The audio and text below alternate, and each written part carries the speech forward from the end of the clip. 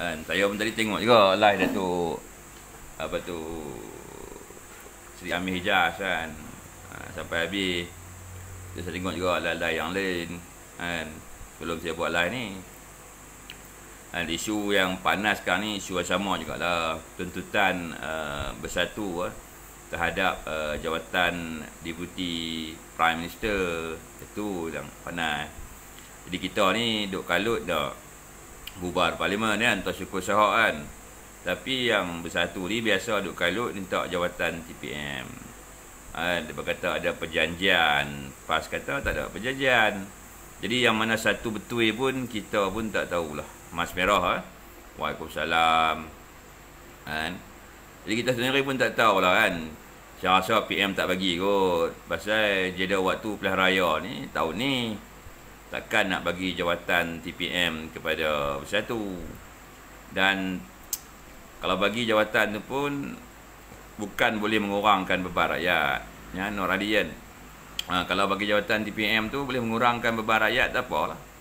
Tapi saya nampak kalau PM bagi jawatan TPM tu dia akan tambah beban kepada rakyat lah.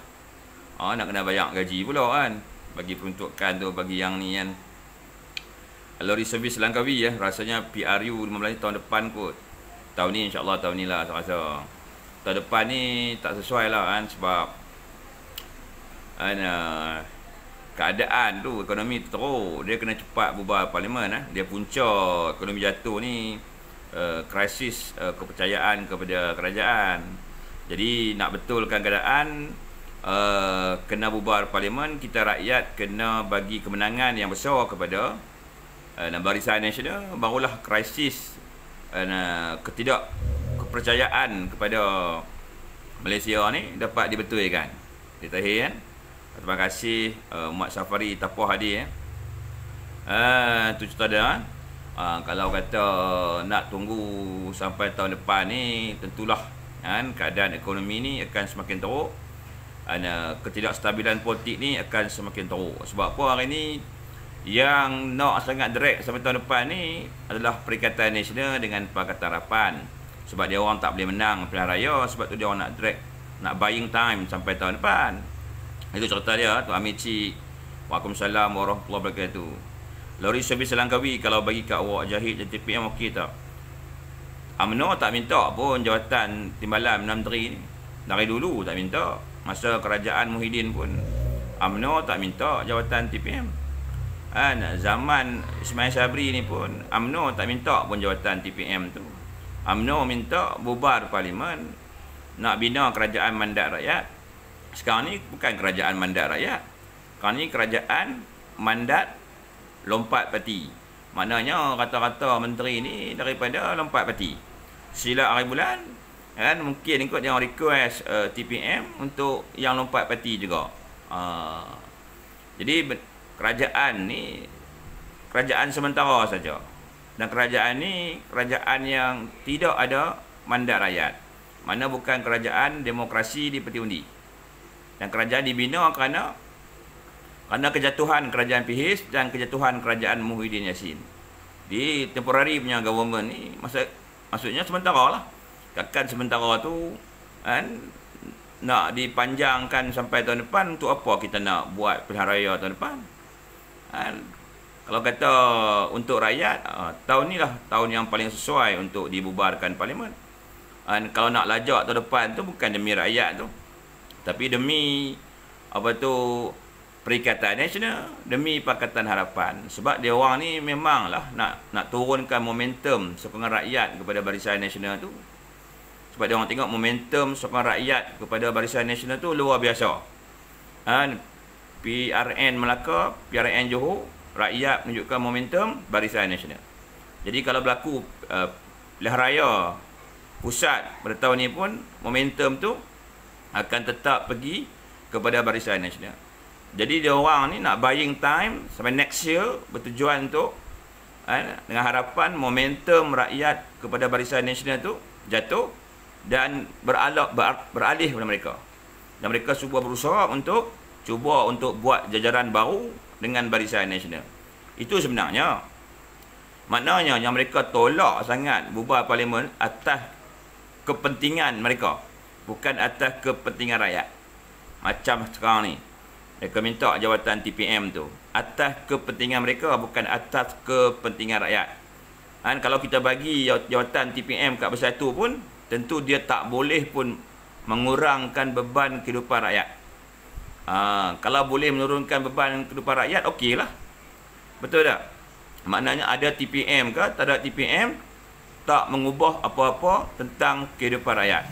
Malah kita rakyat terpaksa menanggung beban baru pula. Nanti orang panggil kerajaan pelantikan. Kerjanya bedak-bedak jawatan. Bila bedak-bedak jawatan ni, dia orang ambil jawatan tu bukannya secara sukarela, tak dibayar gaji. Kita rakyat kena bayar gaji, bayar allowance, dan sediakan berbagai-bagai keistimewaan mengikut kedudukan jawatan tu. Ini cerita dia. Maknanya Bersatu ni betul-betul dia tidak peduli tentang rakyat, tak peduli tentang negara. Mereka cuma pedulikan tentang nasib dan masa depan parti mereka saja. Dan mereka bukan peduli pun masa depan UMNO ni ada atau tidak. Mereka ni kalau boleh nak bunuh UMNO lah. Cuma tikam dah banyak kali, tapi UMNO tak mati. Jadi nak ambil masa lagi nak bunuh UMNO sebenarnya. Dia tarik nak buat pelarian tahun depan ni sebabnya kau nak bunuh UMNO. Itu tujuan dia. Dan dia orang bagi alasan macam-macam lah.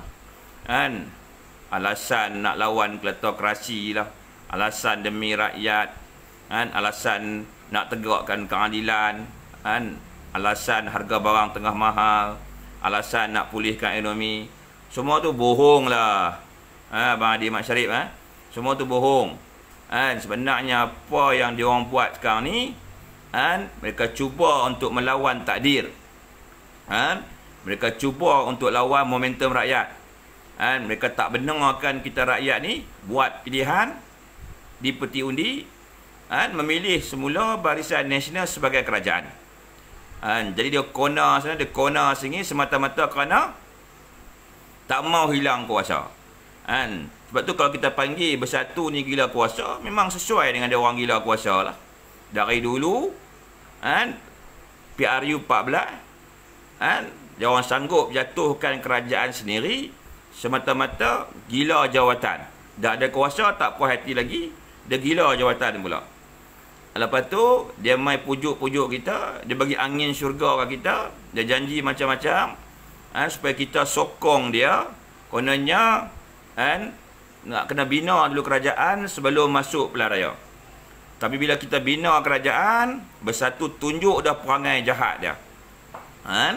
Dia tunjuk perangai jahat, dia divide kepimpinan UMNO BN, dia pecah belahkan kepimpinan UMNO BN, dia nak masuk pula dalam Mufakat Nasional melalui PAS. Bila UMNO tak terima Bersatu, dia tak puas hati, dia marah, dia tubuhkan Perikatan Nasional, dia nak sedut pula parti-parti komponen dalam Barisan Nasional.